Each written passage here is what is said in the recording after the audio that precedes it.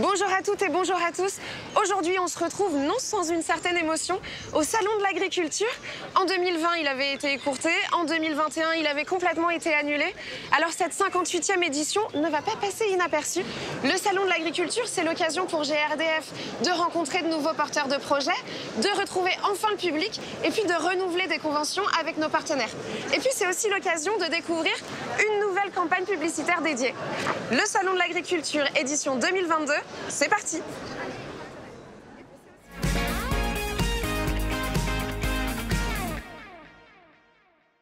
Alors, qu'est-ce que vous pensez de cette campagne? Mais c'est très bien. C'est très bien pour tout le monde, pour les producteurs comme pour les consommateurs.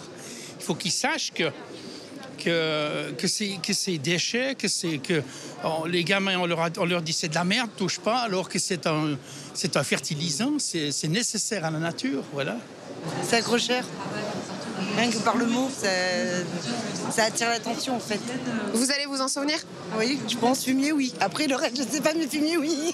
Pour moi, c'est beau pour sauver la planète parce que avec les bouches des vaches, avec les matériaux dégradables, on peut sauver la planète. Ouais, c'est très beau, c'est très important, quoi. Je suis né à la campagne, donc le mot fumier ne représente strictement rien de négatif. Ça représente simplement un fertilisant pour la terre. Voilà ce que ça représente. Alors si avec tout ça, ils s'en sortent et qu'ils font une belle campagne, félicitations. Ça va permettre de passer du monde rural au monde citadin et je pense que c'est une bonne transition et ça valorise l'agriculture.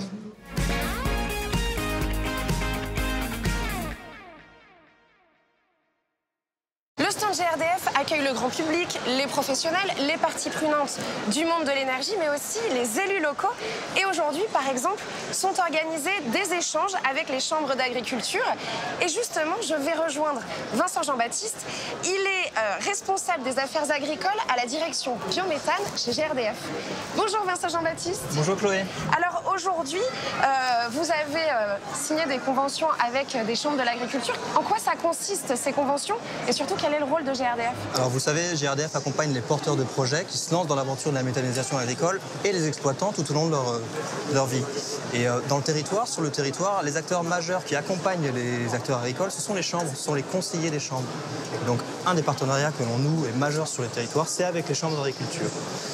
Nous, au national, à la direction de biométhane, on signe un partenariat avec ce qu'on appelle l'APCA, l'Assemblée permanente des chambres d'agriculture, qui est en fait la tête de réseau et qui anime toutes les chambres, qui fait en sorte que sur le territoire, les conseillers méthanisation partagent les bonnes pratiques et soient au courant de tout ce qui se fait de bien sur leur territoire. Justement, est-ce que vous pouvez dévoiler quelques chantiers communs à venir avec les chambres d'agriculture?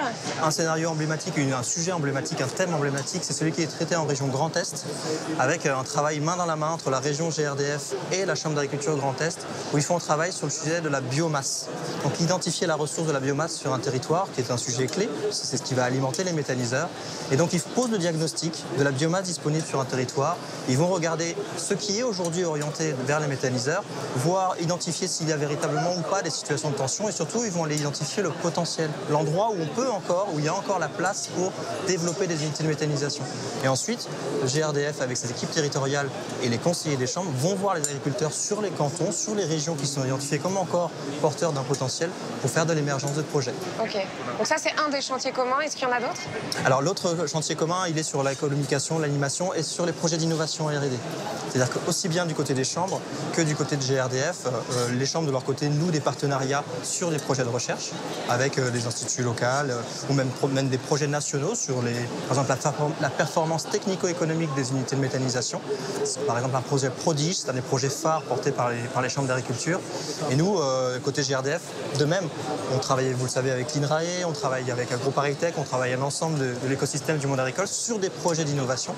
Et en discutant avec la PCA, on permet une valorisation complète de ces projets. On les diffuse. Donc vous travaillez finalement vraiment en complémentarité avec les chambres d'agriculture? En complète complémentarité, c'est un échange de bons procédés, quoi. Voilà. Merci beaucoup Vincent Jean-Baptiste. Je vous en prie.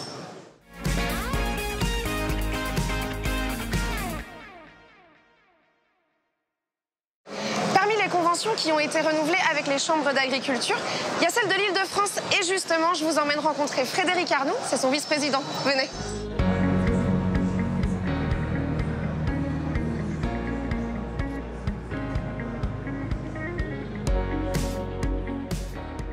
Frédéric Arnaud. Bonjour. Alors vous venez tout juste de signer une toute nouvelle convention avec GRDF. Parlez-nous un petit peu du contenu de cet accord. Le contenu de cet accord, c'est d'abord d'essayer un peu de sensibiliser l'écosystème à la fois avec les élus locaux, les collectivités, les parcs naturels régionaux pour essayer de faciliter la mise en place de projets de méthanisation, mais aussi de faciliter la mise en place avec les agriculteurs et de communiquer aussi avec eux sur l'intérêt de la méthanisation pour la filière agricole, que ce soit en termes de diversification, mais aussi en termes d'enjeux d'autonomie énergétique sur les exploitations agricoles. Et enfin, on va travailler essentiellement sur la facilitation du montage des dossiers, qui est un enjeu majeur, parce qu'on sait qu'un dossier aujourd'hui, il faut à peu près environ 3 à 4 ans pour faire sortir de la naissance de l'idée à l'aboutissement du projet et l'injection de gaz dans le réseau de gaz. Les actions communes que vous menez avec GRDF, ça a un vrai impact. C'est quoi l'utilité pour la région Île-de-France? Eh ben aujourd'hui, par exemple, on a quelque chose qui s'appelle ProMéta, qui permet à la fois de sensibiliser déjà les agriculteurs, d'organiser des réunions ou des visites sur des unités qui sont déjà en fonctionnement, d'emmener des élus aussi pour faire découvrir la méthanisation, de faire des salons, des mini-salons sur des méthaniseurs avec la population locale, etc. Parce qu'il y a aussi une vraie importance dans l'acceptation sociétale de ces projets-là, qui sont parfois aussi un peu nouveaux. Il faut aussi se mettre à la place des gens. Quand on ne connaît pas, ça fait peur. Et il y a nécessité aussi de faire connaître et de faire comprendre l'intérêt.